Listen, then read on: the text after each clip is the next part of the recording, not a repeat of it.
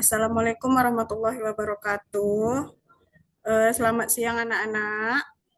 Apa kabar anak-anak Ibu hari ini? Apakah anak-anak Ibu sudah siap untuk belajar?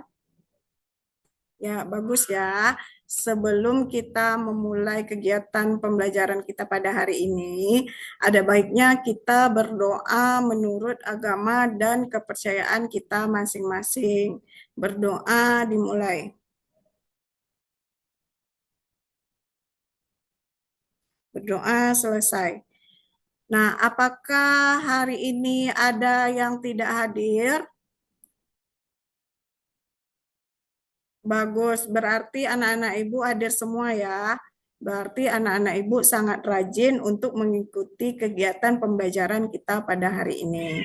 Nah, hari ini kita akan belajar tentang konsep dan penerapan berpikir komputasional ya. Nah, coba perhatikan. Oke, coba kita perhatikan ya. Nah, sebelum kita masuk belajar atau sebelum kita masuk ke materi pembelajaran kita pada hari ini, Ibu mau bertanya. Nah, siapa di sini yang pernah membantu ibu atau ayah memasak mie instan di rumah? Nah, di dalam kita membuat atau memasak mie instan, tentu kita mempunyai langkah-langkah yang harus kita ikuti, ya kan? Tentu di dalam kita memasak sebuah mie instan, kita harus mengetahui langkah-langkah untuk memasak mie instan tersebut. Nah, misalnya kita mau memasak mie rebus, ya kan? Mie rebus. Nah, di dalam kita memasak mie rebus itu kita harus tahu langkah-langkahnya itu seperti apa, ya kan?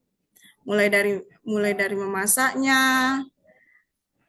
memberinya bumbu sampai kita bisa menyantapnya. Nah, itu adalah langkah-langkahnya, ya. Nah, sebagai siswa, bagaimana cara kalian untuk pergi ke sekolah? Nah, ini lagi salah satu contohnya. Sebagai siswa, bagaimana cara kalian untuk pergi ke sekolah? Nah, cara kalian untuk pergi ke sekolah itu dengan cara seperti apa?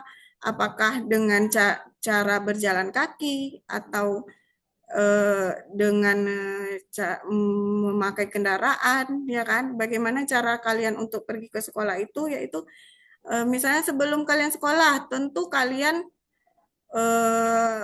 bangun pagi terlebih dahulu, ya kan? Mandi, siap-siap untuk pergi ke sekolah, menyiapkan apa yang perlu disiapkan, itu adalah langkah-langkah atau cara bagaimana untuk pergi ke sekolah. Nah, itu adalah salah satu contoh berpikir komputasional, ya. Nah, tujuan pembelajaran yang harus kita capai pada hari ini adalah yang pertama, menjelaskan pengertian berpikir komputasional dengan benar. Yang kedua, menjelaskan contoh kegiatan sehari-hari yang membutuhkan berpikir komputasional. Yang ketiga, menyusun langkah-langkah sederhana secara logis dan terstruktur untuk menyelesaikan masalah. Nah, baiklah kita masuk ke materi yang akan kita pelajari pada hari ini. Nah, apa itu berpikir komputasional? Berpikir komputasional adalah suatu metode atau cara berpikir yang memecahkan masalah rumit secara metodis, efisien, dan logis. Ya, mirip dengan cara seorang ilmuwan komputer membuat program. Nah, ini adalah keterampilan dasar yang berguna untuk semua orang, bukan hanya untuk programmer. Jadi, berpikir komputasional adalah suatu metode atau cara berpikir yang memecahkan masalah yang rumit menjadi lebih metodis, efisien, dan logis. Nah, selanjutnya ada 4 pilar utama berpikir komputasional. Ya, ada 4 pilar utama berpikir komputasional. Yang pertama ada dekomposisi, ya. Yang kedua ada pengenalan pola, yang ketiga abstraksi, dan yang keempat ada algoritma.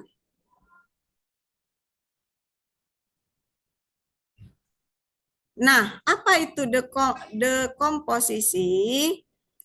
Nah, dekomposisi ini adalah proses membagi masalah yang rumit dan besar menjadi komponen-komponen yang lebih kecil dan lebih mudah dikelola.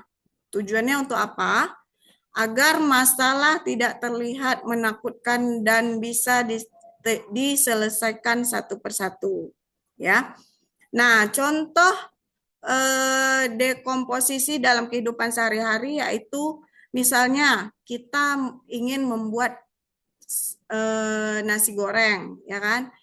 Nah, yang pertama yang kita lakukan adalah menyiapkan bahan. Ada nasi, bumbu, telur, dan lain-lain.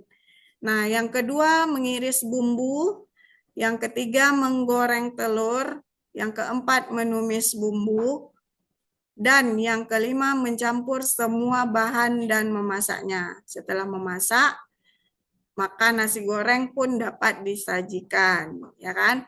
Nah, jadi dekomposisi ini adalah proses membagi masalah yang rumit dan besar menjadi komponen-komponen yang lebih kecil dan lebih mudah dikelola. Nah, selanjutnya ada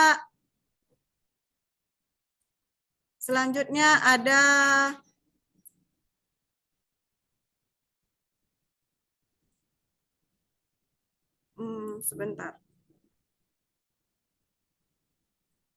Selanjutnya ada pengenalan pola. Nah, pengenalan pola ini adalah kemampuan untuk mengidentifikasi pola, tren, atau paralel dalam data atau di antara masalah-masalah kecil yang telah dipecah.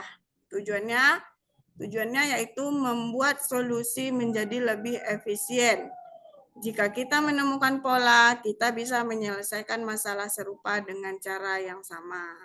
Nah, contohnya dalam kehidupan sehari-hari yaitu saat membuat nasi goreng, langkah menumis bumbu memiliki pola yang sama, yaitu panaskan minyak, masukkan bumbu, aduk hingga harum, dan pola ini juga bisa dipakai saat memasak mie goreng atau capcay.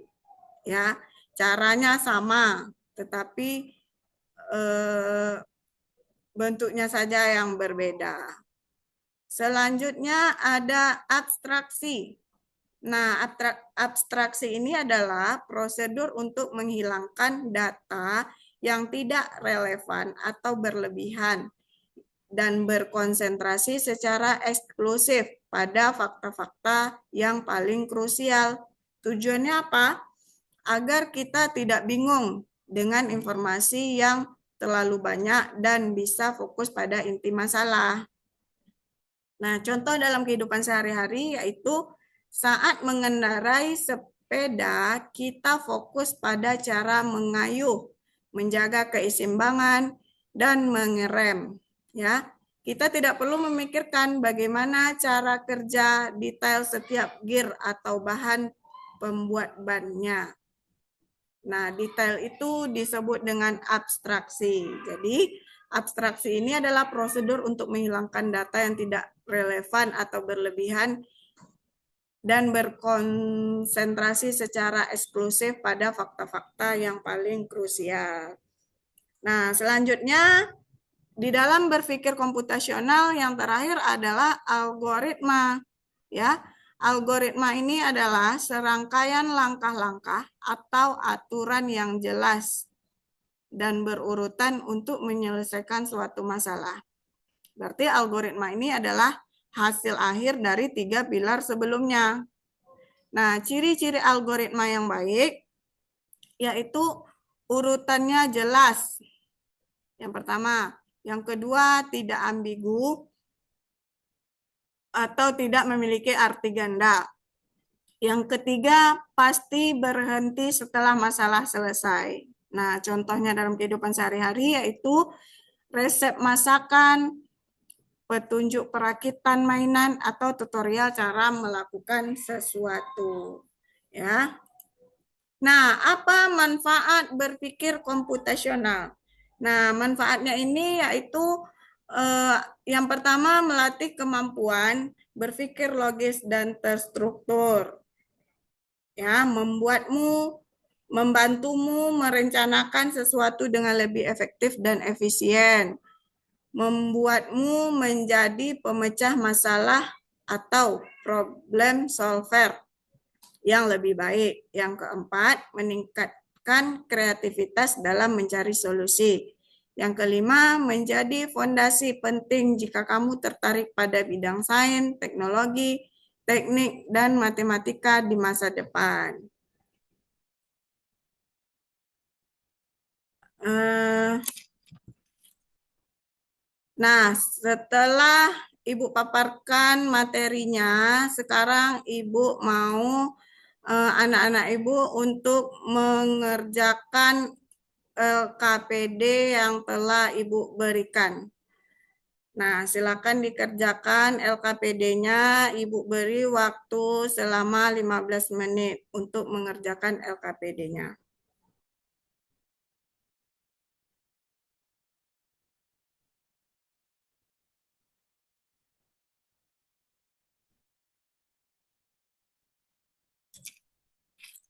Baiklah, sudah selesai semua. Nah, jika sudah selesai, silakan dikumpulkan LKPD-nya dan sebelum kita tutup pembelajaran kita pada hari ini, apa yang bisa kita simpulkan dari pembelajaran yang telah kita lakukan pada hari ini?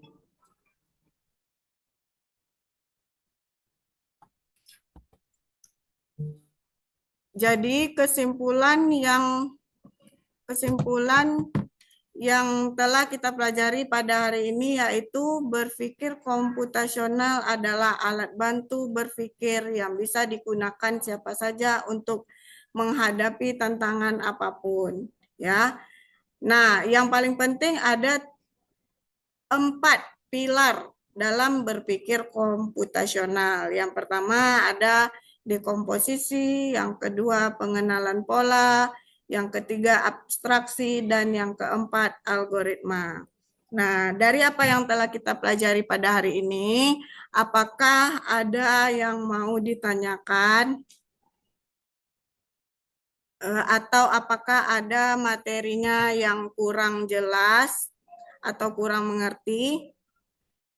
Nah, jika tidak ada, marilah kita tutup kegiatan pembelajaran kita pada hari ini dengan berdoa, ya. Berdoa menurut agama dan kepercayaan kita masing-masing. Berdoa mulai.